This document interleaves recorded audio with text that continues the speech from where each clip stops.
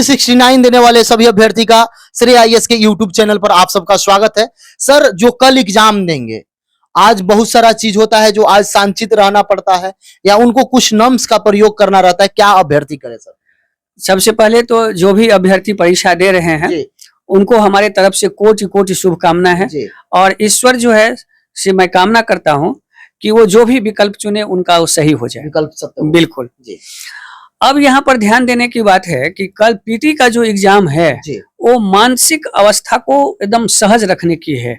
देखिए, होता कई बार क्या होता है कि अच्छे तैयारी के बावजूद भी अगर रिजल्ट गड़बड़ हो जाता है, उसका कारण होता है कि आज वो बहुत बर्डन ले लेते हैं, रात में अनावश्यक जग जाएंगे, उनको नींद नहीं आएगी, पुराने जो असफलता है वो उनके मन में बार बार आता रहेगा, जिसके कारण जो है सो कल का परिणाम जो है सो नकारात्मक होगा।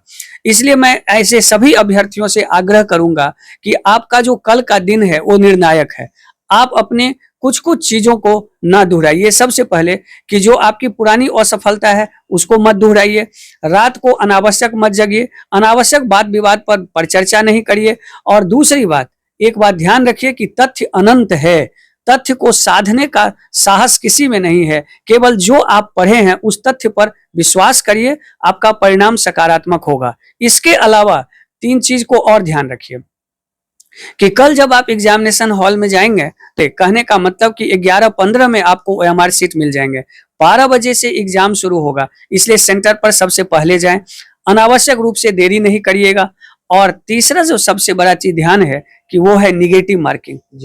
चूंकि निगेटिव मार्किंग को लेकर के अभ्यर्थी में जो है सो बड़ा डर है, हम उस पर थोड़ा सा कुछ बात क्लियर करना चाहेंगे कि आपको ध्यान देना होगा कि कितने पर निगेटिव मार्किंग है। तो 3 प्रश्न जब आप गलत करेंगे तो 1 प्रश्न का उत्तर कटेगा। इसलिए आप एक बात को ध्यान रखिए कि ये निगेटिव मार्किंग बहुत बड़ा नहीं है। इसलिए अगर आप सतर्कता से काम करेंगे तो मुझे लगता है कि आप निगेटिव मार्किंग में भी अच्छा परिणाम ले आएंगे। सबसे पहले तो ये विचार करिए कि आप सभी प्रश्नों को पढ़ करके उत्तर देने का प्रयास करिएगा।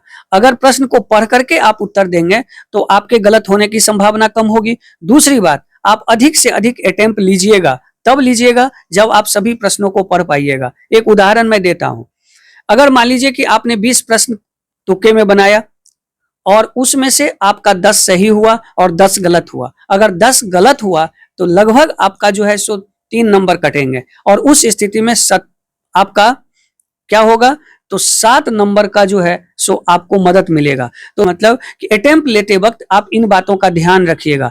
अनावश्यक रूप से बहुत कम जो है सो नहीं लीजिएगा और इतना भी अधिक नहीं ले लीजिएगा जिससे कि नकारात्मकता अधिक हो जाए। मतलब एक बैलेंस बना के चलना, एक संतुलित रूप में आप लेने का प्रयास करिएगा जिससे कि आपको व्यवस्थित रूप में रहेगा। तीसरा ध्यान देना है, इस बार पीटी का रिजल्ट जो है सो अच्छा रहेगा। क्यों रहेगा? क्योंकि इसमें संयुक्त प्रतियोगिता परीक्षा है। इसमें जो है सो आपको सिविल सेवा भी है, सीडीपीओ भी है और सारे एग्जाम भी है। जबकि आपको ध्यान में देना है कि सिविल सेवा मतलब जो है उसके लिए कट ऑफ अलग होंगे और सीडीपीओ और दूसरे एग्जाम के लिए कट ऑफ अलग होंगे। इसलिए अगर आप सही तरीके से एग्जामिनेशन हॉल में अपने आप को व्यवस्थित करते हैं तो मुझे लगता है कि आपका परिणाम बड़ा सकारात्मक होगा। और मेरे इन बातों को जरूर ध्यान में रखिए कि प्रश्न को पढ़ करके ही आप उत्तर बनाने का प्रयास करिएगा जिससे कि नकारात्मकता से आप बचिएगा। सर, जिस तरीका से यूपीएससी में दिया जाता है उसमें भी 4 ही ऑप्शन रहता है, लेकिन 3 ऑप्शन में क्या किया जाता है, कुछ दे दिया जाता है, चौथा जो ऑप्शन होता है ABCD कर दिया जाता है। यदि उस प्रकार से किया जाए तो अभ्यर्थी सेफ अटेम्प्ट, एक मतलब होता है कि अभ्यर्थी जाते हैं, कहते हैं हम 100 ही बना के आ गए 150 में, कोई कहता है हम 120 बना के आएंगे। थोड़ा सा माइंड मेकअप अभ्यर्थी पहले से ही करके जाते हैं, तो वो कितना तक सेफ अटेम्प्ट लें? देखिए, हम 2 चीज बताना चाहेंगे। आप बड़ा सुंदर सा प्रश्न किए हैं कि जैसे कि मान लीजिए कि अगर आपके पास कथन कारण वाला प्रश्न आ जाए या एक से अधिक स्टेटमेंट वाला प्रश्न आ जाए और संभावना उसी का जी, अगर मान लीजिए कि 2 प्रश्न आ जाए और उसमें से अगर विकल्प ऐसा बने कि केवल 1, केवल 2 या ऐसे वाले प्रश्नों में, तो इस तरह के प्रश्नों में आपको सावधानी से जो है सो आपको इन चीजों को पढ़ना होता है। और जब सावधानी से आप इन प्रश्नों को पढ़ते हैं तो अधिक से अधिक चीजें होती है।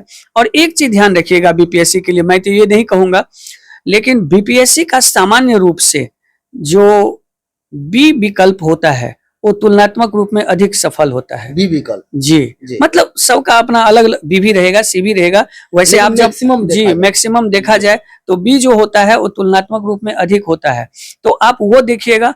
और कट ऑफ का जो है सो आप कम से कम आप 100 से कम नहीं लीजिएगा अटेम्प्ट, ढंग का अटेम्प्ट रहेगा 100 अगर आप लेते हैं तो मुझे लगता है कि अच्छा रहेगा, बशर्ते कि गलत कम हो। प्रश्न सभी प्रश्नों को आप पढ़ करके उत्तर दें।